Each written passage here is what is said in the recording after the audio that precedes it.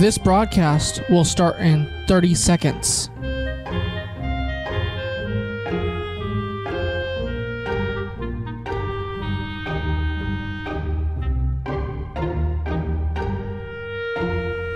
This broadcast will start in 15 seconds.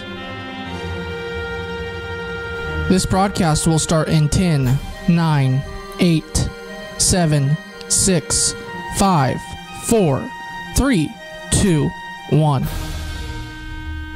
The Voice of Stockton. For more information on The Voice of Stockton, go to thevoiceofstockton.org. The views and opinions expressed in the following program do not necessarily reflect those of KXVS, The Voice of Stockton, or its parents, affiliates, management, and staff.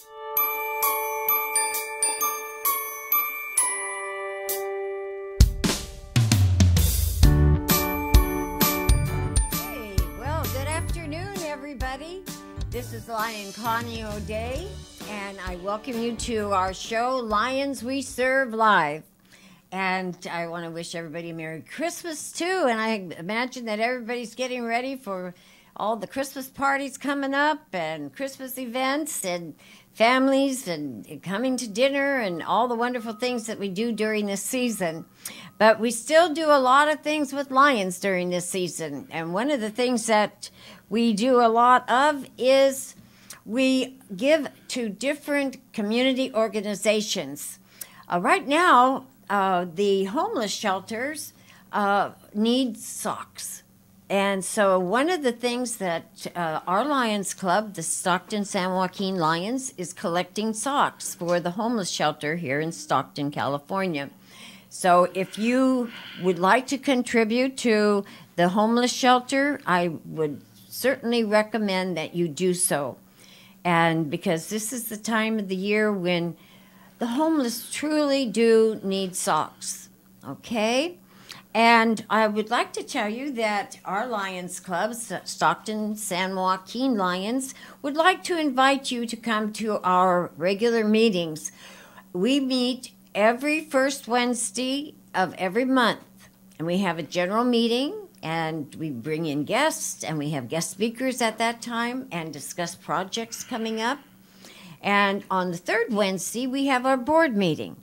But we would love to have you come. If you would like to talk to me or any of the members, you can find our phone number on our Facebook page. And that's a Facebook page of Stockton San Joaquin Lions Club.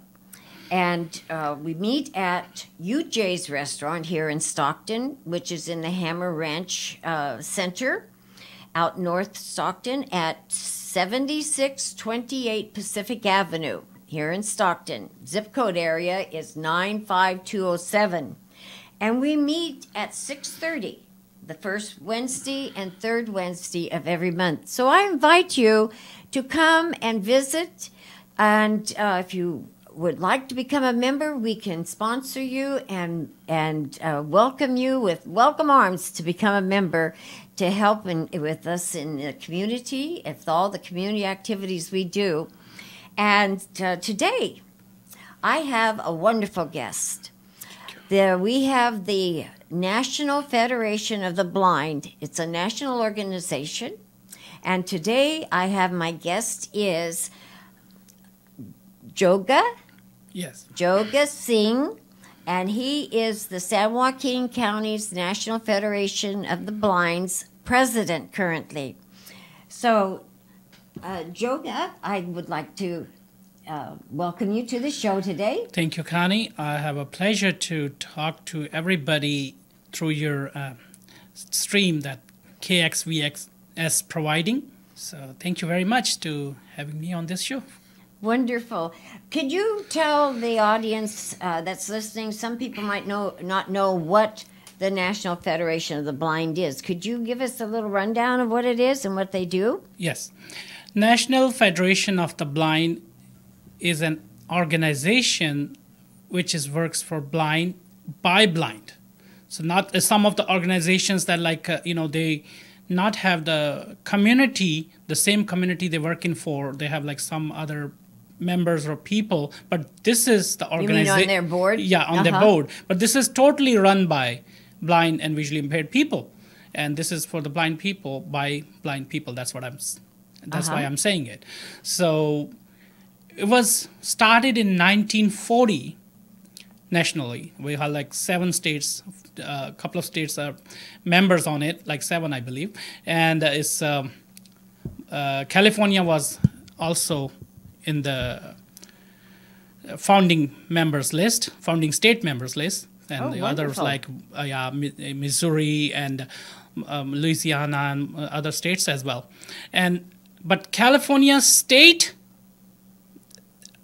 NFB was started in 1971. But once they elaborate to the states, first it was only a national Federation of the Blind, but when they growing up, and then 1971 originated in California over here. And our chapter, the San Joaquin chapter, was originated in 2001. Oh. And I'm the president of the chapter. I've been elected 2017 October, and now I'm also through your stream, then by your courtesy, I wanted to say thanks for my members also to be re-elected me this year again, and by acclamation last meeting, December 2018, for another year. Thank you. Yeah, and as I mentioned in the beginning, this organization works for the blind, visually impaired, whatever, and our logo is live the life you want. Live the life you want. Yes. That's wonderful. Yeah, so it's our tagline, so we working for like that. So like if any challenges the blind community facing, we are always stand behind to resolve it. So wonderful. We are helping each and every member of our community, blind community I'm talking. So what do you actually do for the blind community? Yeah, we do several projects. We do provide them advocacy also for any subject, as I said in the previous, like legal or any challenge they're facing. We are doing advocacy. We also provide some help in the shape of, we have a couple of centers, the blind centers, one in Baltimore and one is by I believe in Colorado. So, and this is or Louisiana, and I'm saying this we providing them training as well, like for some in field that you wanted to go, like in the help of accessibility, because of some of the things you need to make accessible for the blind people, and you have to learn your computer skills, you learn for your daily living skills, you have to learn for your any skills that blind and this give us confidence also, so the blind people can do anything. So you're doing training for people who have vision impairment and are blind. Yeah, we have few centers, as I said. Yes, in we computer do. Technology and we do. And we also have some apps. One of is like it's called KNFB app, a KNFB reader. That is like you scan something from the regular print, it converts into text to speech, and that person, you can download in your phone, you could use your tablet, anything you can use for that app, both platform, Apple or Google, and you can use it and you can read through it. So what is on the menu, if for example you're scanning menu from the restaurant, so you don't have to ask anybody to help you. You just go with your KNFB app, KNFB reader app, and then you scan it, and it will start talking to you. Okay, this item price $15 or something. It's a voice response app? Yes, text to speech. Yeah.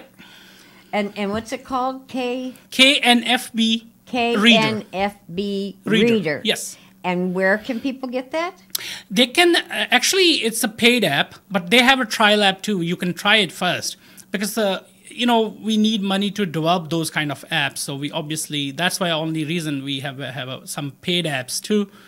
Can you get that off the computer? Yes, you can go through the Play Store from your phone. You could get through from your App Store from your phone, and you could download it. But once you need, after completing the demo session is expire, then you have to you have to activate it actually. And what is the cost of it? Yeah, I believe the Apple cost you more. That time was the last. I was lucky because I got it when it was on a promotional price.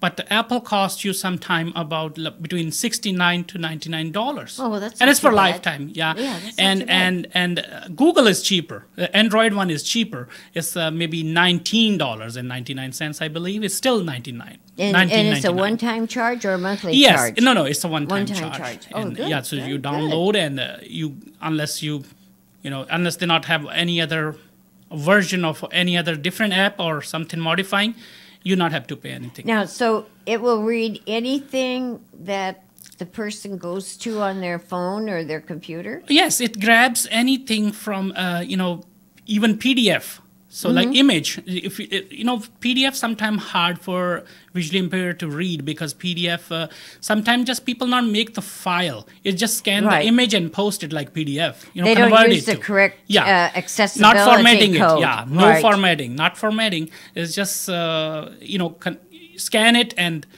just scan it as an image. So just posting. I know back when I was in the university back in 2000, 2001, the Section 508 of the Rehabilitation Act had stated that all technology, all web pages on the internet had to be made accessible. Yes, true. And there was certain code when you're designing a web page like in HTML. Yes. There's a certain code that will read what the pictures are or the images are. And graphical. And then also, when designing an accessible page, according to Section 508 recommendations, there should be a symbol at the top of the page to let the viewer know that this is an accessible page. Yeah. And I don't know if they're still doing that when they're designing the accessible web pages. They're doing, and I mean, they're supposed to, but sometimes government policies are changed. That is called WCG. That's the web content accessibility. W3G or WCG 200. I say actually 2.1 or 2. Right. It's but people call it 200. Anyway, but the earlier, say the bigger company, they have to make it something. I'm gonna give you an example. We had one suit from Redbox. Okay. The Redbox wasn't accessible before, so people don't know how to if you buy being a blind person, you bought a CD or you rented out a CD, so you don't know what's going on in that. So the Redbox isn't it's accessible. now they're accessible. Okay. Yeah, but we won this suit for them, and they pay us back too. But people got benefited too on that. But then it was a limit, like within 90 days. The companies have to make arrangement if someone wants that accessible, Exactly. But now, when the new government came a couple of years back, they gave them a liberalization. They gave them like 6 months or almost a year. They given them like to make it accessible, and companies are taking advantage of that because they don't care for 6 months. They just got to say, okay, we'll do. And after 6 months, the worst part of this last amendment was trying to make by the government is after 6 months, if you're not able to make it, I mean, you still have excuse. Okay, we are continuing. We are working on it. But now, companies have become was that lazy. an amendment to W3C or to Section 508 of the Rehab Both. Act? I mean, actually for web content, so it's WC2 and 2.1. So and there's actually another is one modified a little bit, but not in favor of us. And we are fighting for it. I mean, why is given to like this such a time? If they can manage, if they could have managed earlier within 90 days, why are you giving them a 6 months or a year? Exactly. Then companies, as I said, take it as excuse. Okay, we were working, we didn't find the right person to decode it or But the companies, they don't want to put money on this kind of things. I personally, not on behalf of anybody, but I'm personally thinking there's still been a little bit of hesitation by the companies not giving the right choice to the blind people at this moment. Well, they are not following ADA laws. Yeah, exactly. Yes, They're not. For those of you who don't know what a red box is, a red box is in stores, grocery stores. They're in pharmacies and other places, and you can rent videos from at the red box. And it's not dealing with a person; it's dealing with the information on the box. So what yoga is saying is that for people who are blind, there is not accessibility in these red boxes. There's no braille or anything on them? Not before, and not even described. It's described movies. Like if you rent out a movie from the Redbox, it wasn't described before, like what's okay, like says in the scene in the movie, someone shut the door, okay, so they describe, okay, they shut the door, like the commentary behind the scene. So now they're making accessible. Now even you're gonna see in the local theaters, if you go to watch movies, and sometimes they provide you a headphone. Now with some movies are coming with description, audio description. Yes, yeah, that's good. Yeah, that's happening all over the place now. That's excellent. So, what are some of the other trainings that National Federation for the Blind do? Yeah, we, as I said, given a mobility and training, and we also providing we have a cane program, 6 months cane program. Every 6 months, the NFB providing the required person a long cane. Free of charge. Cane training. Yeah. Okay. Mobility and cane, walking with the cane, and they have also a guide dog section. So like a guide dog, people who using guide dogs, so they have a advice, and they have a chapter, especially also in California. We have a guide dog chapter, guide dog training. I mean, they discuss what their issues are. The Lions International, we support the Canine Companions, and then we also support the other organization that trains dogs to work with people who are blind. And we support those two organizations very much. And the white cane was actually developed by a lion many, many years ago.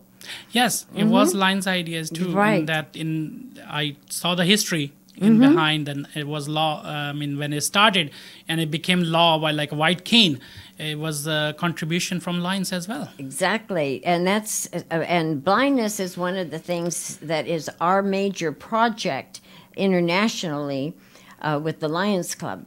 And all of us, we have a couple of organizations, LCIF, Lions International Federation for the Blind, and we have the SIGHT program, and Lions collect eyeglasses.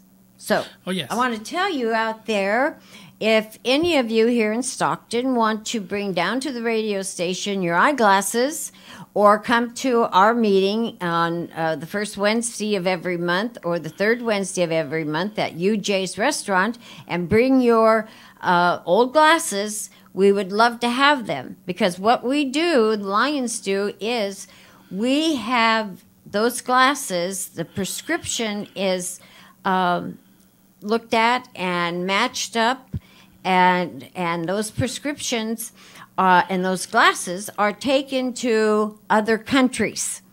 And we have a mission program, and one of our members of the Lions Clubs in Arnold, he goes several times a year to different countries and takes along with him. He goes with doctors and nurses and technicians, and what they do is go to these different countries and different villages or different cities or different towns, and they bring eyeglasses, and they match the glasses with the people there, who some have never seen anything because their vision was so distorted. And so we're very proud of that aspect, and this is done worldwide. Yep. And you know who Helen Keller is, of course. Yes. And she had challenged the Lions at one of the international conventions, I believe it was in Chicago, and she had challenged them to raise like $10,000 for vision. Yeah. And they raised $10 million. Oh, yeah. And That's all the good. wonderful things that the Lions do for the visually impaired. She called us the Knights of Sight. And Yeah. that has always been one of our top major projects in Lions International worldwide, is helping with the blind. Yep, that's why our clubs do a lot of things and help to support and the National Federation of the Blind and the Blind Center we have here in Stockton, California. The clubs here in Stockton help to support that, especially Stockton San Joaquin, my club. We do a lot of support for that. And Jennifer Gass, who has been our past president and is now our secretary, she is our delegate to the National Federation of the Blind. And I understand she was elected vice president. Yes, she Yes, is we're very our proud of her. vice president now. Mm-hmm. And really congratulations again once more time to all of the cabinet members. We elected this year's myself, they elected by acclamation again, and everybody got acclamation election. So like no, it's just unanimous. So no, Wonderful. So everything, and she got the post vice president. We have a secretary, Alvin Meglante, and we got treasurer, our sitting treasurer, Myra Rivera, and 2 board members, David Vigil and Lisa Rodriguez. And we got like this year in 2019, we're gonna work. So all of your board members and members of the National Federation for the Blind, they're all blind or visually impaired. Yes, at this moment, but our constitution says the majority of the board of directors or officers should be blind person, because as I mentioned in the beginning, our organization is our own organization by our own people, you know. Uh-huh. So That's good. that's the reason they put that clause in there. So majority of the board persons or officers should be blind person. Right. Yeah, Well, but we have no obligation. Any sighted person also become a member or also become a board member. Wonderful. Yeah. Well, a lot of organizations, they develop and on their boards or their trustees or whatever, they don't have the same kind of issue that they're supporting. And so when they do make decisions, sometimes it's not always for the best, because it's not the people who are making decisions are not the people that are being served. Yeah. And so with the National Federation of the Blind, you all have vision impairment blindness, so you know what is needed and how to present it. That's absolutely wonderful. Exactly, because this is our organization give everybody the privilege, because taking our own decision for your own community, and isn't it wonderful, because it's when you take in who knows better, what they need, So like community knows better what community needs. So it would be better if community takes decision for their own causes. Right. Now, when you have these training courses, is it only those with visual impairment that teach the courses? Majority, as I said, yes. As we said, the tagline says, "Live the life you want," and people comes with more enthusiasm, and they want to take that courses, and because jobs are hard to Right. get, and if someone getting a job in the same organization after getting a training, he or she knows better what mission we are trying to accomplish. Then majority of people are blind or visually impaired, but some other people also can do the job. I mean, regular people can also do the job. We're not cut off from the community. We welcome everybody to help us Wonderful. or work with us. Now, what are some other classes that you do training in? Other topics? Yeah, we, as I told you about national and state projects, we do have other plans and trainings as mobility, daily living, and cane and computer, and we have a guide dog division. Actually, sorry, I mentioned chapter earlier, but the division, guide dog division. So like they have, and they're connected with the other agencies who wants to help, like to be a training as a special training or something. If you wanted to go for job, we work in for every area. Do you work with the San Joaquin County Blind Center that's here in Stockton? I worked there for like a couple of years, 3 years actually, 3.5 years, and I taught them as adaptive instructor and also taught them Braille for a few times. And I worked there. I enjoyed there. When you teach Braille, how do you teach the person who is blind how to read Braille? How do you do that? Because Braille, if you're probably familiar with it, so Right, Braille is I a am. language of dots.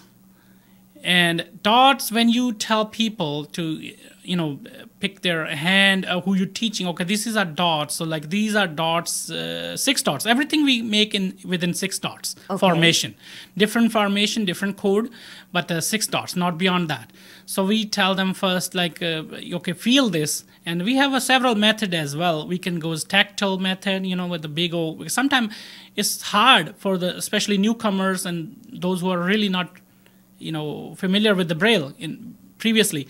So, because ultimately you go to the book with the small dots, But Right. you can start with the wood pins. It's called tactiles or anything bigger. So Okay. give them actual formation of the, the dots. So so what is makes B? What makes C? What makes D?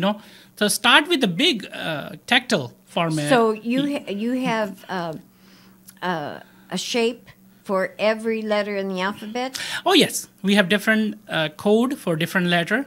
It was because you touched that subject, I wanted to let you know. Also, we are planning an event possibly in January 2019, because January 4th is the founder of the Braille language, is Louis Braille's birthday.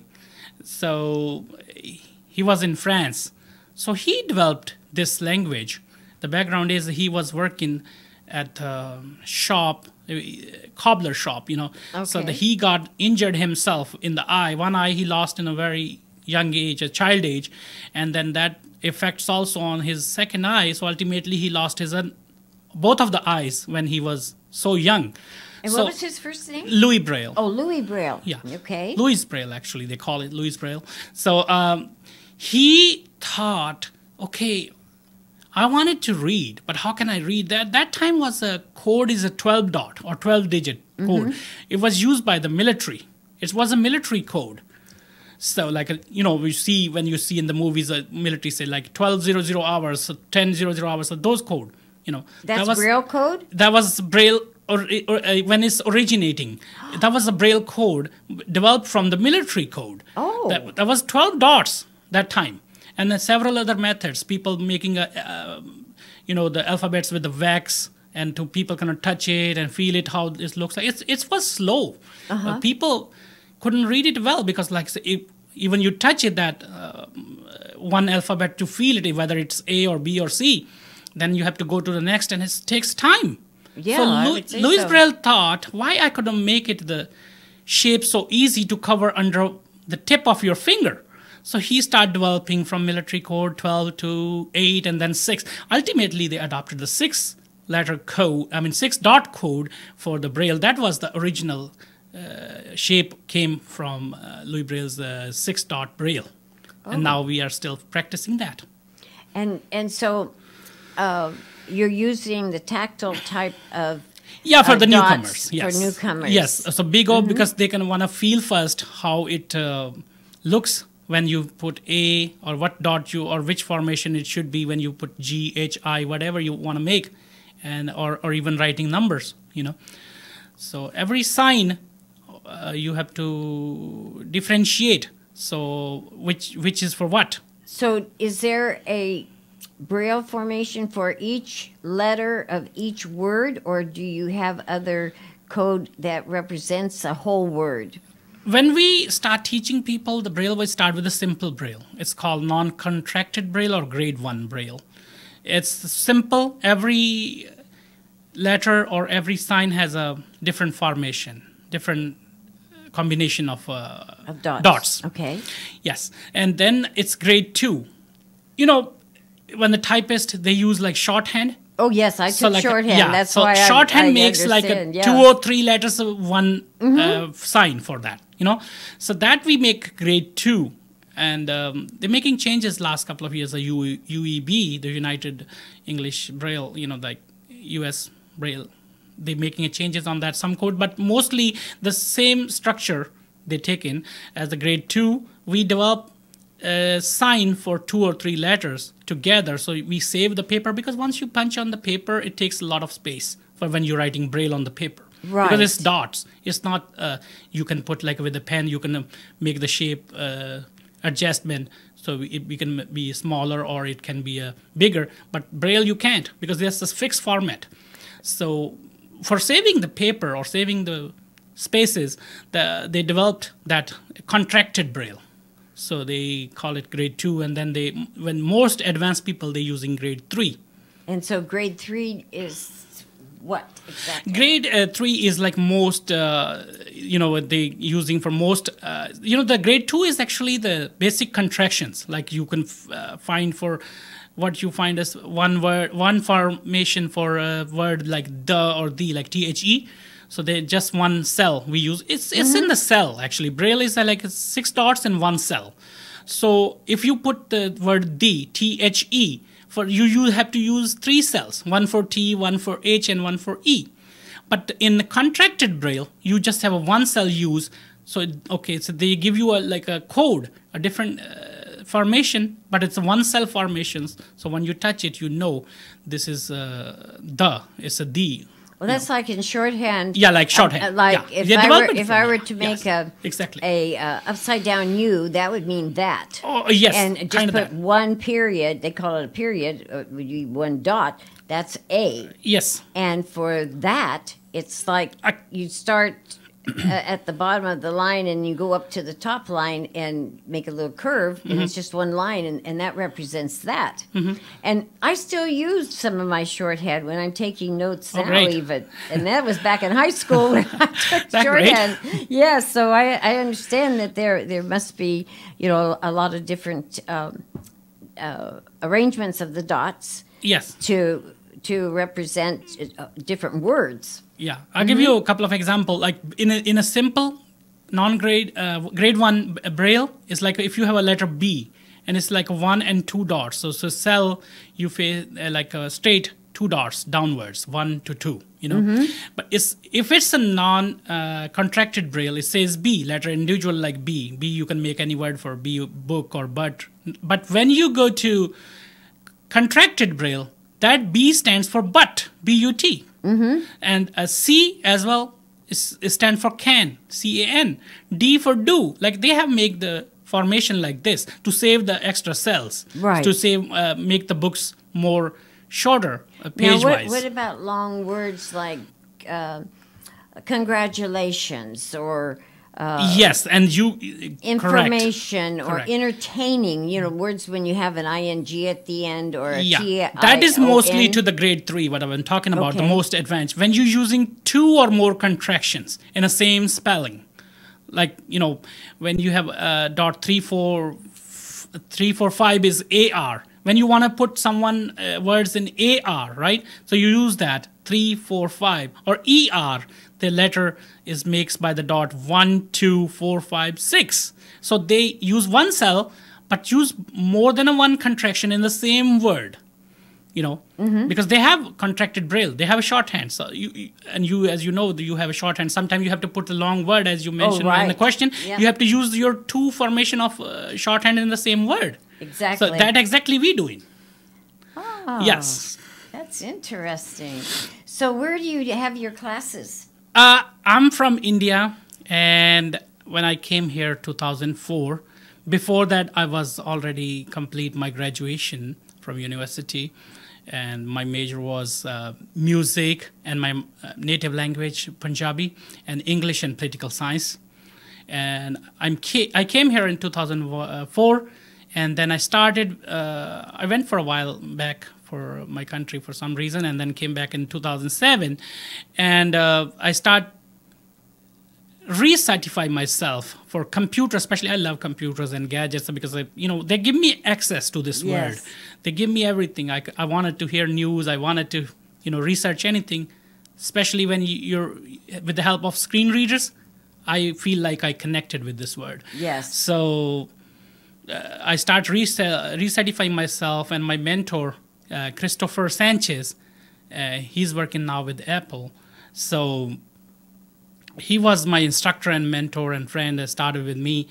And as I said, I had some knowledge already, but he was feeling really great about it. And he say, you know everything. Why you are here? I say, I want certificate. I was just joking with him. So he taught me everything. He trained me like the way it should be, like over here in American way, I should say. So I got my certification from a community center for the blind, as you mentioned already before, is this organization's name. And I did my daily living skills. My teacher was Laurie Pettingale. I did my mobility training. My instructor was Joni Bauer. And we all, Oh, yes, Joni. Yes, Joni. And I took all the essential trainings, and I feel very happy about it. So now I'm independent back, like I feel as I was before. So then I hired them, for 3 years. I worked with them as a adaptive instructor, and I feel more happy. I says, yeah, I got training in the same institution, and they hired me for the same post that I was my friend trained me, and now I'm his colleague. And he was so happy. And I said, man, see, I told you, you know everything. And I said, yeah, but it's your help too, and by God's grace, and I achieved it. So that was I did when I came. And you are a United States citizen now too. Yes, That's wonderful. I took the citizenship in 2011, and I'm a citizen now. That's great. That's absolutely wonderful. So what do you see the National Federation of the Blind here in San Joaquin County in Stockton, what do you see in the future of what you will be doing? Good question. And actually, when I took over in October 2017, and I've had a lot of work to do as not as a president, but also as a community member. And thanks again for everybody who supported me that time, or they're still supporting me now. We achieved some of the things that have never been happened before in our chapter. We did a big old fundraiser this June 23rd, 2018. And we did raise the money for several, causes. We give the grants to the people, or we could give scholarships to the people. And we also did... was that the dinner fundraiser? Yes, that was the dance and dinner fundraising. Dinner, right. You know, you were there. Well, I know Jennifer was there. Yeah, yes, so she represented our She came to your show too about there. that. Yeah. And we did also several other fundraisers at Mountain Mike's. We actually meet every second Saturday at Mountain Mike's. Every second Saturday. Yes, our meeting. So Mountain Mike's Pizza, 1000 West Robin Hood Drive, Stockton. So we meet from 11 to 1 every second Saturday. Okay. So we did the fundraiser over there. We did that Da Vinci's, and we did also recently, and you saw us over there, Barnes and Noble. So right, at we Barnes came at the Noble, book fair. Yes. That was very good. Yeah, and so we're raising money for people we can help. So we gave a couple of grants this year to people to attend the convention, state convention, to, they can adjust. We can help them for their fares, for hotel or airfare, whatever they want to use it for. We gave them a couple of grants already, couple of people's. And we are, through your stream, I also want to tell people if they have someone around there, like need a blind people or blind person or blind student even, need their any help that we can provide if within our reach. So we definitely love to help them. Yeah. I'd like to ask you a question. Sure. My father may have had a stroke, and he woke up one morning a couple of weeks ago, and he was blind in his right eye. And he's had quite a few different tests, and he's going to be seeing this Wednesday a surgeon. And if he continues to be blind in that right eye, how can he adjust so that he can see out of his non-blind eye? Okay. Do you know? That is very good question. I wanted to tell you, people who are like me. I'm born blind. I have never seen this word so far, but I've seen you guys through my heart, through the eyes of my heart. So that's a wonderful way of saying that. Yeah, yes. And that's a pure dirt-proof scene. No needs the clarity more than that.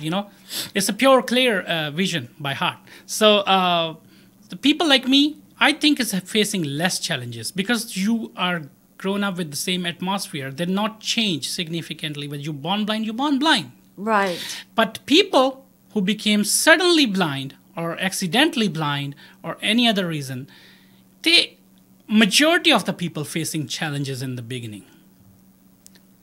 I mean, most of them, but majority I believe, this is my assessment, is acceptance. Because if suddenly happened something to you, you're not accepting it. What happened to me? I wasn't deserve that. It all came to your mind. What happened to me? And why happened to me? So many questions in your mind. Right. And it is when acceptance. you don't have the medical field giving you any answers right away, and it's hard to accept the fact that you have to take several and it takes tests, time. and you might need a surgery too. Yeah. And that might repair the blindness in that eye. But how does, like my father is going to be, I'll give this an example for all of you out there.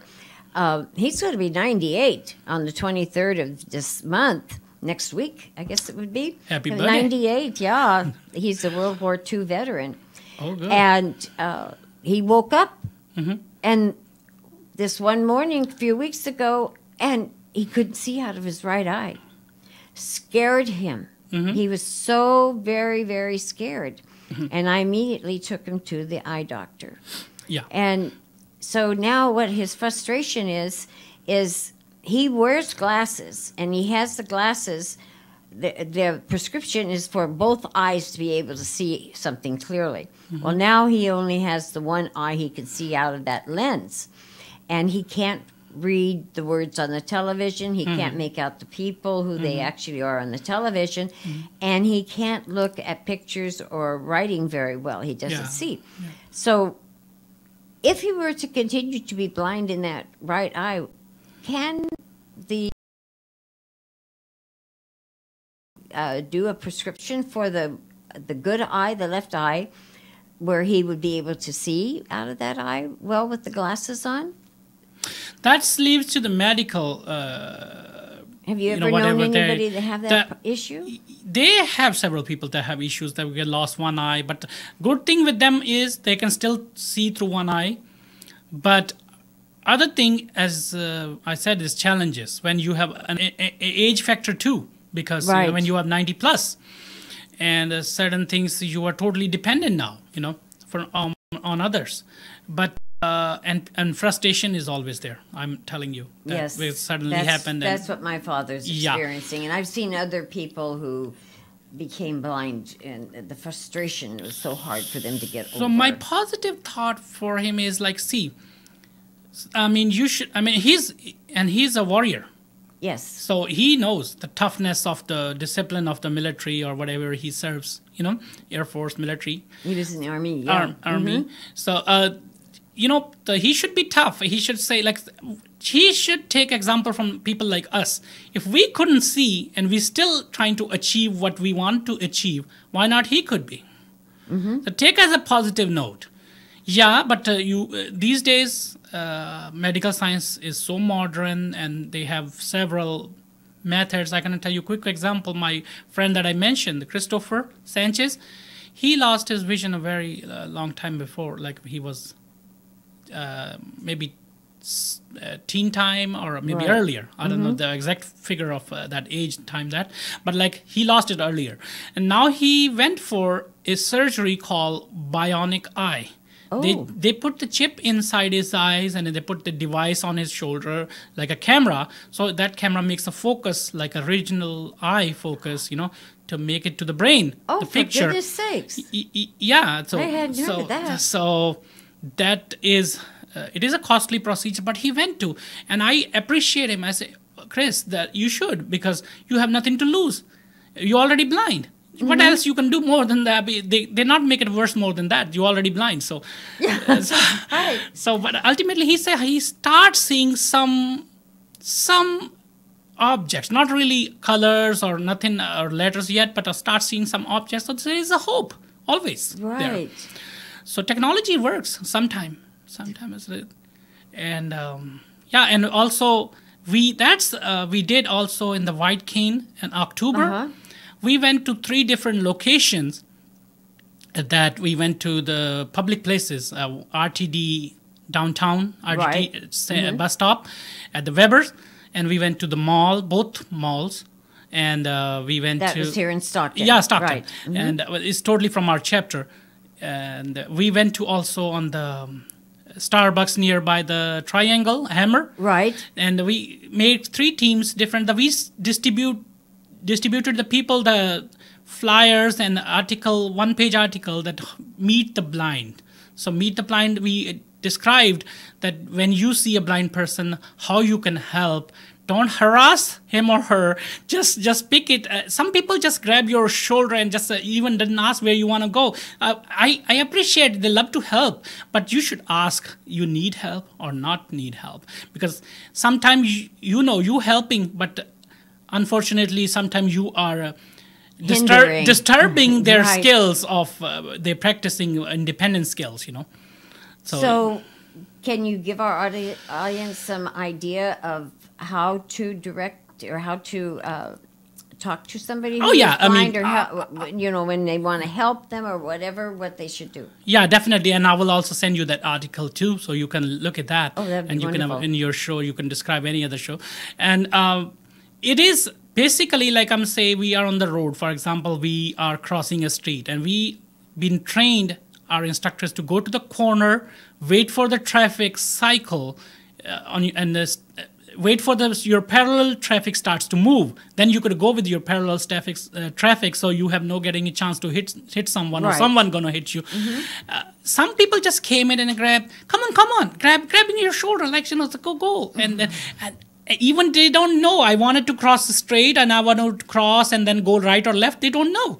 They just, I understand. I really thankful they're helping. But sometimes that helps even creates more of a problem. Confusion in their mind of where we actually now. Because when I starting at the point, I know where I'm going and what is my destination. When someone bring you to that other corner and according to their plan, not our plan, they just hijack our plans. So they don't know where you're going, and you even don't know ultimately where you at now and what you do and where you have to go now, unless they're going to describe you. So better if someone you see on the corner with holding a cane or with the guide dog is something trying to cross, ask him or her first. So do you need help, sir or madam? You need help, or where you're going? Okay, and sometimes it's really helpful because we are blind. Some people may go in a totally wrong direction. They even don't know. But better if you ask them and then start helping them. Right. Yeah. Now, would it be better not to touch the person, but to ask them, how can I help you? You can touch the shoulder because sometimes person is totally blind. So they don't know they're talking to you or, someone else. So just touch gently and tell, sir, you want to, properly, I will say. So it would be nice help. It could be person needs your help. Never know. Now, if there's someone out there who is listening to our show today, and they would like to become a member of the National Federation for the Blind and participate with the organization, how would they do that? You can come, as I said, we have our meetings all the time going at every second Saturday of the month at Mountain Mike's Pizza, 1000 West Robin Hood Drive, from 11 to 1. And you attend, after one meeting you attend, the next meeting you tell that I wanted to become a member, and someone our member propose your name, and the general procedure that takes a second, and they vote you in. Very good. Very good. Well, I want to thank you so much for being here with us today. And congratulations on being president again. Thank you very much. You've done a great job, I understand. And I look forward to what you're going to be doing this next year. Do you have any fundraisers coming up that you know about? Yeah, we are planning several fundraisers in 2019 because we are totally dependent on people's contribution. Right. They are contributing to help us, and we are planning in the spring, like April or May, a big one like we did this year, 2018. So like music, dance, or it's fiesta, so it's gonna be fiesta time. It's fiesta time, and I also want to tell people if they have any blind community related issue, local or non-local, or is a large level, even if they wanted to bring it to us. So our contact is, and it is you can talk to me. If you have anybody in NFB already, you can tell that person. But my contact is, like, my phone number is 209-203-2106, 209-203-2106, and email is nfb.ca.sj@gmail.com. I want to repeat one more time. nfb.ca.sj@gmail.com, and you can follow us on the Facebook as well. We have a San Joaquin NFB Facebook. We are on the Facebook. You can contact us by email or phone. Do you have your phone and contact information on the Facebook page too? Oh yes, we do. Okay. And your secretary and our currently vice president Jennifer Gass, she's the operating admin of that Facebook page. So you can contact her too if any, or anybody they have any issue, or local, or, as I said, or large level issue, any issue they want to bring it to. Blind people related issue or blind community related issue, I'm really welcome you guys, so you can talk to me anytime. We love to try to help you as much as we can. Wonderful. Yeah, and last but not least, thank you, Connie, to having me on this show, and give me a privilege to talk to the people of Stockton, and not only Stockton but internationally. Right. I mean, you go in live stream YouTube and Facebook and Twitter, and a couple of radio stations that are online too. And you can, some people find you on the TuneIn radio TuneIn app on that, so they find it on that, and really happy to be here. And thanks again. Well, I would love to have you come back. And if you have any other people that would be a good guest on our show to talk about issues for the blind, we would love to have them on a show too. Oh, definitely. We're going to work in because as we now, this year is ending, and we are going to start a new 2019. We have some projects in pipelines that we coming up to with them socially. And we did also, I want to mention, we did also the scholarship fund of the state. We donated like $400 to that scholarship funds that blind people needs a scholarship. Right. And I wanted to, if you have just a minute, I wanted to tell you one more thing. Okay. You talk about the age because your father, like 90 plus. I want to tell you something. This convention we had in October from 25th to 28th in LA, Los Angeles. We got our person there. She got grant. Her name is Sarah Mosley. Sarah Mosley got a grant, and she is 102. 102 years old. And she feels so awesome about that. She blind. She became blind after, I think, 90s or 80s on her age. So she came like 102 years old, and she was so excited, emotional. I love that speech. And she made over there what she got a grant to be at the convention. And we are providing grants for the, not only the NFB, our chapter members, we also providing adoptive funds, help. We have adoptive funds, so we're going to providing adoptive help to any student, as I mentioned in the beginning, any student or any person who are seeking some help for adoptive aid or any other area. If we are capable, we definitely have to be blind, or are they blind? Or basically for the blind people, because the students, they sometimes need equipment. There's some equipment not provided by the local authorities, or they don't have a chance to to get it, before. Right. So we are trying to provide. If we are capable of something, we are definitely going to help them, and that's why we're raising the money every year, so making the things happen, going Wonderful. smoothly. That's wonderful. And thank you again. Well, we have to keep in touch and find out what you're doing in the following year to come, and give you more support as we've done this last year. Oh, sure, that's It's a pleasure. Pleasure Absolute for us too. pleasure, and I thank you very much for being here with us. Joga? Joga. Joga That's Singh. okay. Yeah, that's fine. And people call me Jogi too. My nickname. Yeah, my nickname. Well, that's how I Jogi. met you the first time. Jogi. Jogi. They used to call me like, and I like it. And I know Shakespeare says what's in a name, but yeah, sometimes something in a name. But like, I won't mind if they call me Jogi too. Or I like that. So, thank you so very much.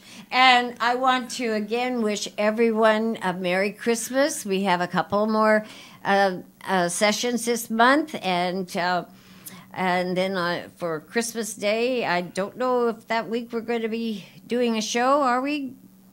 I don't know. But come and get in tune with us at 2 o'clock every Monday. We're on till 2 to 3. And again, I'd like to say and invite you, if you want to join the Lions Club or just see what the Lions Club is all about, come to the Stockton San Joaquin Lions Club. We meet the first Wednesday of every month at UJ's Restaurant at 6:30. And UJ's Restaurant is at 7628 Pacific Avenue in the Hammer Ranch Center. And then we have our board meeting on the third Wednesday of every month. And that's, again, at UJ's at 6:30. So if you're interested in finding out about the Lions or already wanting to join the Lions, please come to our meeting.